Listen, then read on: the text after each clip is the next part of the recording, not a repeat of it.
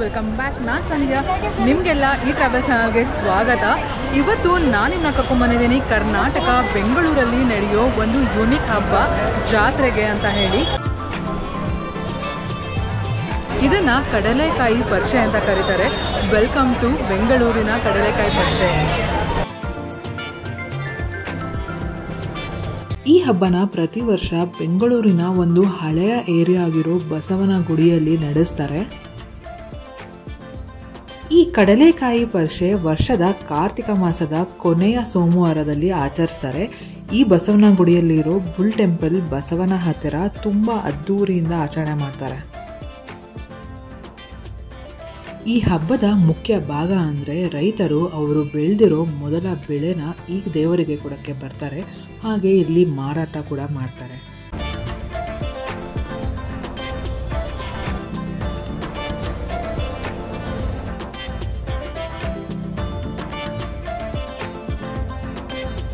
ಈ ಹಬ್ಬ ಹೇಗೆ ಶುರುವಾಯಿತು ಅಂತ ಒಂದು ಪುಟ್ಟ ಕತೆ ಹೇಳ್ತೀನಿ.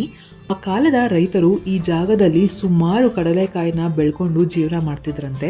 ಆ ಸಮಯದಲ್ಲಿ ಒಂದು ಬಸವ ಬಂದು ಎಲ್ಲಾನು ತಿಂದು ನಾಶ ಮಾಡ್ತಿತ್ತಂತೆ. ಅದನ್ನು ನೋಡಿದ ಜನ ಆ ಬಸವನ ಹತ್ತಿರ ಬೇಡ್ಕೊಂಡ್ರಂತೆ, ವರ್ಷದ ಮೊದಲನೇ ಬೆಲೆ ನಿನಗೆ ಕೊಡ್ತೀನಪ್ಪ, ಈ ಥರ ಹಾಳು ಮಾಡಬೇಡ ಅಂತ. ಅದಕ್ಕೆ ಬಸವ ಅಸ್ತು ಅಂತ ಹೇಳಿ ಹಾಗೆ ಶುರುವಾಯಿತು ಈ ಹಬ್ಬ. ಇದು ಸುಮಾರು 1537ರಿಂದ ಶುರುವಾಗಿದೆ ಅಂತ ಹೇಳ್ತಾರೆ. ಬೆಂಗಳೂರು ಆಳ್ತಿದ್ದ ಕೆಂಪೇಗೌಡರು ಈ ಹಬ್ಬನ ವಿಜೃಂಭಣೆಯಿಂದ ಶುರು ಮಾಡಿ ಹಾಗೆ ದೇವಸ್ಥಾನ ಕೂಡ ಕಟ್ಟಿದ್ದಾರೆ ಅಂತ ಹೇಳ್ತಾರೆ. ಎಷ್ಟು ವರ್ಷದಿಂದ ಬರ್ತಾ ಇದ್ದೀರಾ? 30. ಎಷ್ಟು ವರ್ಷದಿಂದ ಬರ್ತಾ ಇದ್ದೀರಾ? ಆಲ್ಮೋಸ್ಟ್ ಒಂದು 10 ಇಯರ್ಸ್ ಆಗಿರ್ಬೋದು. 10 ಇಯರ್ಸಿಂದ ಸ್ಟಾರ್ಟ್ ಮಾಡಿದ್ರೆ ಅವತ್ತಿಂದ ಬರ್ತಾ ಇದ್ದೀವಿ. ಹೌದಾ? ಏನು ಇಷ್ಟ ಆಗುತ್ತೆ ಇಲ್ಲಿ ಬರೋದಕ್ಕೆ ನಿಮ್ಗೆ? ಒರಿಜಿನಲ್ ಪರಿಷೆ ಫೀಲಿಂಗ್ ಬರುತ್ತಲ್ಲ, ಒರಿಜಿನಲ್ ಒಂಥರ ಕ್ರೌಡು, ಅಟ್ಮಾಸ್ಫಿಯರು, ಎನರ್ಜಿ ತುಂಬ ಚೆನ್ನಾಗಿದೆ. ನೀವು ಅಷ್ಟೇ?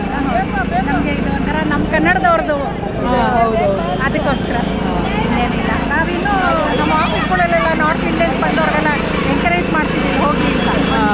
ಹೌದು, ಮಾಡಬೇಕು ಅಂದರೆ ಕರೆಕ್ಟ್. ನಾಡ ಹಬ್ಬ ಥರ ಇದನ್ನು. ಸರಿ.